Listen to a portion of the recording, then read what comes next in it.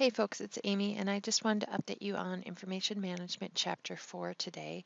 And so we're going to take a look at the PowerPoint and also give you a few more tips and tricks about MindTap and some of the things we're discovering along the way. So I hope you're not as confused as I am, but when we move into a new book and a new software management system, it gets to be a little crazy. And I like to eat a lot of this, but this is just for saving. I'm saving up some quarters because we're going on a big trip. But at any rate, when you go into Blackboard, and hopefully I can find the right chapter here, um, you will notice that I didn't have the PowerPoint there. I apologize, the one I missed. But I'm going to walk you through that today. Chapter 4 will continue with the rules 5 through 8, and they'll build on those rules. It's exciting to see all of you complete the Mind Tap, get in there and figure that out. Now, I spent some time on the phone yesterday with some of the tech support folks and a couple things I want to update you on. Let me pull over Mind Tap.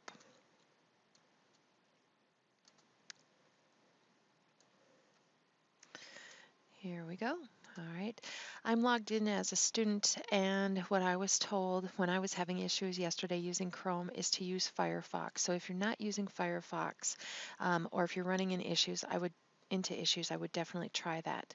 One of the things that I want to make sure that you all had enough time on with feedback and whatnot is Chapter 3. So I did move the deadline for Chapter 3. You'll see that it's open now until Monday, February 8th. So if you didn't get everything completed that you wanted to out there for Chapter 3, make sure that you go back out there because it's here and you're able to do that. Again, just to clarify, if there's a P, it's for practice. You don't have to do it. It's good practice. But if it's a G, it's graded, and you want to make sure that you're doing that. Now, as you go through this, the one piece that is a little tricky is the Chapter 3 Project 1 area, and that's where you're going to be using SAM. Now, SAM is housed here within MindTap, but when you go to look at what you did wrong, it's here under SAM, and it'll take just a few seconds here to load. This is where you will print your reports and etc. to get the feedback that you need to make any changes. I've had several emails about SAM being very particular on how you go ahead and ascend and descend those databases. And one of our fellow students had some really good feedback for us, and I just want to find this email real quick. And of course, I won't be able to do that quickly, but I'm trying for you when it comes to submitting those in Blackboard. Just give me 1 second here. Okay, this is from your fellow classmate Jessica. And Jessica is really cruising in this class, but this is what she had to say. Just wanted to follow up with you on the ascending order problem, having an access. She was working with Chapter 7, same type of thing, and got it wrong, so she started playing around with it. On her second submission, she found that when she followed the instructions and sorted the record series field first, and then records field, the ascending order wasn't correct. If she flipped that around, it seemed to work. So again, I apologize. Mr. Sam is a computer. They have to be able to do that black and white, zeros and ones in order to make that software self-corrected. We all know that there's multiple ways to do things in Access, but just stick with it. If you're getting really frustrated, stop, give me a call, and I'll try to help you walk through that and at least give you any feedback that I can. So this week we're going to be working on Chapter 4. And I just want to get this straight because this is extremely confusing for me. The old book had 2 fewer chapters, so we're off a few chapters. I'm getting confused with that. The jobs never line up with the chapters. I feel that is confusing. So if you're ever again feeling like who's on first, that's why. Okay, so I'm hoping this is feeling good. Continue to work through MindTap. I'm very impressed with what I'm seeing, and let me know again if you're having issues. Now, getting into Chapter 4 here, this is the PowerPoint that's out here. Want to just go through this to kind of update you on what you're seeing. Again, I would tell you to look at the PowerPoint, read the book, and definitely do some of these checks that you can do throughout the chapter. So on page 62 here in the middle with Father Paul, they're going to give you specific examples of how you need to do these pieces. Okay, as we go through here, we're going to be working on titles and suffixes. Okay, and there can be seniority, numeric, all of these types of things with regards to royalty, religious, and just average people kind of titles and suffixes. I'm going to bring this up. Now, these examples right here are what you're seeing in the textbook. This is on page 62. This is what you're seeing. This is how you would index some of these names. Now, Father Paul, that's a title we see no last name, so you're going to go left to right. Noreen Forrest, CPA, she's a Mrs. Now, some titles are more important than others. The Mrs., Misters, those always go at the end. So it's going to be Forrest is the key, first name Noreen, her title is CPA, followed by Mrs. Okay, same thing here once we get down into um, Bishop, Barnard Hyatt. Hyatt is your last name. That's going to be your key unit. Barnard, excuse me, first name. Bishop is the title. That's going to be last. That's the difference between Father Paul and Bishop Hyatt. Next, we're getting into those middle initials. Those go at the end. They're not that important, but they are more important than if you have a second or a third. Junior will go at the end. King Olaf, left to right. That's due to the importance. Now, this, and I'm going to zoom this out just a little bit, is again some more follow-up on what you can see here. The is always pushed to the back. It has no weight. So you can see here when it comes to business name, Captain Hook's Bait Shop. Now, Captain first one, we go left to right. Hooks, we had an apostrophe. We take that out because it's punctuation. We push and mush. Bait shop, left to right. Dr. Payne's windows, again, left to right. Dr. Payne's, remove the apostrophe, push and mush, windows. I think most of these are pretty straightforward. Again, the word the, okay, is the last unit when it appears as a first word in the business name. Highlight that, try to remember that one. Articles and particles, these are business and personal names. It's typically when you have a name with an apostrophe, again, you push and mush. That's a basic rule of when we have punctuation. So we have Michael D'Agostino. He's a DMD. So again, last name first, but we're pushing and mushing that D. That's what we're going to say is the article particle piece, and then the first name and then the title. This is a business, D'Angelo's Pizza Parlor.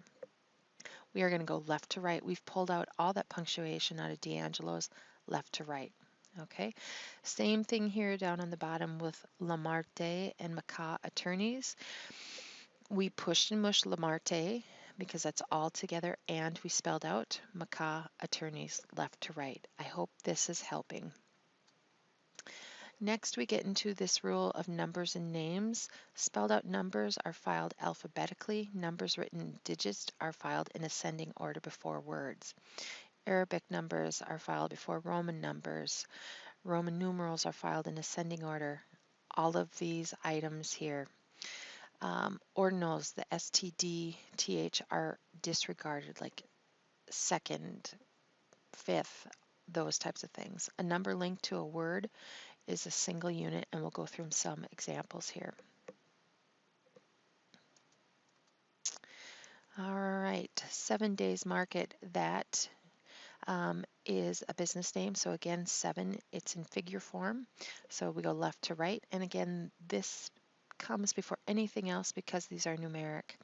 50%, we're going to spell out that percent. We're going to push and mush, and then discounters. 60 plus, we're going to spell that out. You can see here all the way down here where these points of change are. And again, 500 to 510 Princess Court, you go with that first number. The goes all the way to the end, and we're seeing some of these different items. Next, we're getting into organizations and institutions. Um, According to the name that's written on the letterhead is what you will follow. So this will be WITC, St. Luke's, Wells Fargo, those pieces of the puzzle. And I know that I didn't put this in slideshow, but sometimes I have a lot of transitions on these and it just makes it goofy to see. Here's some examples of what you would see. Again, First National Bank, you drop that ST because that's one of those ordinals they were talking about before. It's not necessary, but it does come before the rest of these items. DeLong, this one here, that's one of those article particles where we push and mush, and we go from there. Bank of the West. Sometimes my students want to put that the at the end, but again, this is a business name, so it goes left to right. Next, we get into the cross-referencing. And again, I know some of you are struggling with the cross-referencing. My personal attack to cross-references is to always try to clear up confusion, but look for the simplest ones first. The textbook will usually tell you that you need 5 or 6 or 7 cross-references. Look for the easiest ones, like hyphenated names, multiple names, names that can be confused, names with new businesses, that type of example. Now these ones here are popular and coined names. All right, so you'll see here they'll give you more information, but this is what it really should be, Fred Meyer One-Stop Shopping, but everybody calls it Freddy's. And we have the C here, okay? Those are some examples there. 11, hyphenated names. I am not a fan, but again, we have to work with these. Jolly Reardon. Okay, so when we work with these, Jolly is the first name. We push and mush that together, then consulting, then company.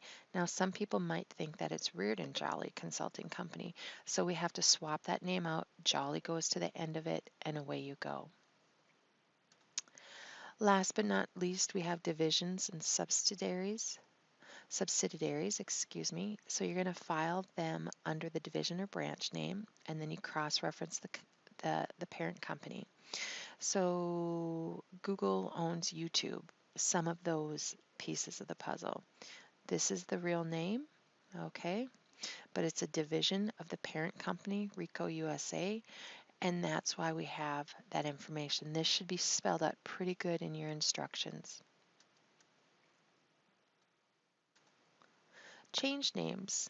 Again, Singular Wireless it used to be called Singular, no, it's called Singular Wireless. It used to be called AT&T. Same thing, the Hershey Company. This is the cross-reference, Hershey Food Corporation, wherever there can be confusion. See also, whew, these ones can get a little tricky. And I want to put this out here.